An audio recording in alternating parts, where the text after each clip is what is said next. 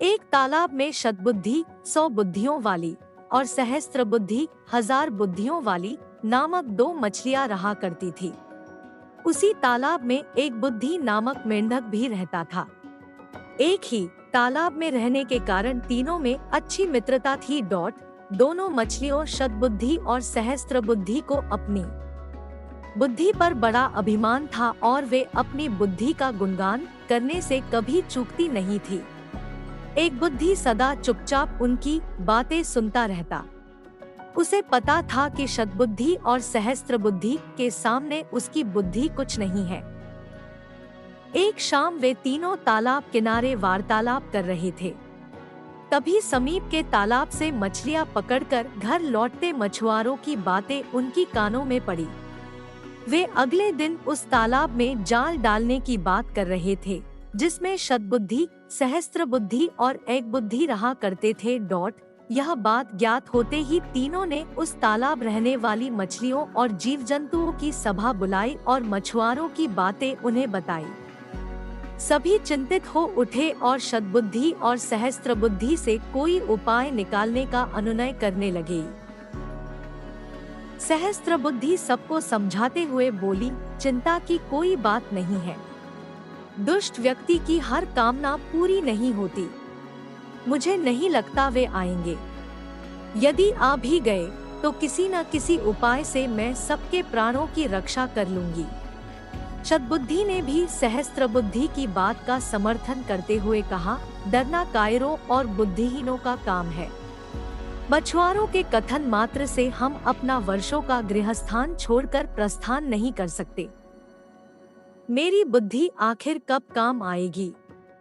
कल यदि मछुआरे आएंगे तो उनका सामना युक्तिपूर्ण रीति से कर लेंगे। इसलिए डर और चिंता का त्याग कर दें।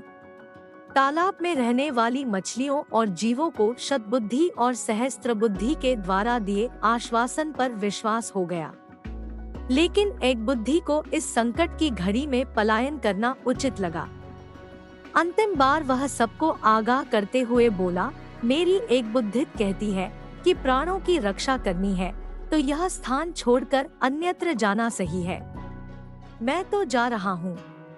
आप लोगों को चलना है तो मेरे साथ चले। इतना कहकर वह वहां से दूसरे तालाब में चला गया। किसी ने उस पर विश्वास नहीं किया और शतबुद्धि और सहस्त्र बुद्धि की बात मानकर उसी तालाब में रहे। अलगे दिन मछुआरे आए और तालाब में जाल डाल दिया। तालाब की सभी मछलियां उसमें फंस गई। शतबुद्धि और सहस्त्र बुद्धि ने अपने बचाव के बहुत यत्न करे किंतु सब व्यर्थ रहा। मछुआरों के सामने उनकी कोई युक्ति नहीं चली और वे उनके बिछाए जाल में फंस ही गई।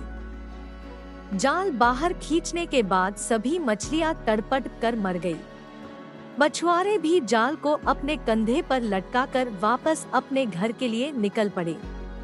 शतबुद्धि और सहस्त्र बुद्धि बड़ी मछलियां थी, इसलिए मछुआरों ने उन्हें जाल से निकालकर अपने कंधे पर लटका लिया था। जब एक बुद्धि ने दूसरे तालाब से उनकी ये दुर्दशा देखी तो सोचने लगा, अच्छा हुआ कि मैं एक बुद्धि हूँ और मैंने अपनी उस एक बुद्धि का उपयोग कर अपने प्राणों की रक्षा कर ली। शतबुद्धि या सहस्त्र बुद्धि होने की अपेक्षा एक बुद्धि होना ही अधिक व्यवहारिक है। सीख 1, बुद्धि का अहंकार नहीं करना चाहिए। 2, एक व्यवहारिक बुद्धि 100 अव्यवहारिक बुद्धियों से कहीं बेहतर है।